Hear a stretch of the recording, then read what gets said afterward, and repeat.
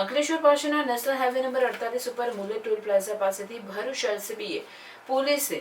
પાટીલ ટ્રાવેલ્સની બસની ડિક્કીમાંથી 3.65 લાખના વિદેશી દારૂના જથ્થા સાથે ડ્રાઈવર અને ક્લીનરની ધરપકડ કરી મોબાઈલ અને બસ મળી 14 લાખ ઉપરાંતનો મુદ્દામાલ કબજે કરી મહારાષ્ટ્રના એક ઇસમને વોન્ટેડ જાહેર કરી વધુ તપાસ હાથ ધરી છે. વહેલી સવારે પીએસઆઈ ડીએ તુવરની ટીમને બાતમી મળેલ કે પાટીલ ટ્રાવેલ્સ નંબર BR29PA 9147માં ડ્રાઈવર તથા ક્લીનર ટ્રાવેલ્સની ડિક્કીમાં પાર્સલના પેકિંગમાં વિદેશી દારૂ છુપાવી મહારાષ્ટ્ર તરફથી આવી અમદાવાદ તરફ લઈ જાય છે. જેથી એલસીબી ટીમ દ્વારા નેશનલ હાઈવે 48 ઉપર માંડવા ટોલ પ્લાઝા ખાતે વરસાદી વાતાવરણમાં વોચ કરી બાતમીવાળી ટ્રાવેલ્સ આવતા તેને અટકાવી તલાશી લેતા ટ્રાવેલ્સની ડિક્કીમાંથી પ્લાસ્ટિકના પાર્સલમાં પેકિંગ કરી છુપાવી લઈ જવાતો 3,65,475ની 213 વિદેશી દારૂની બોટલો મળી આવી.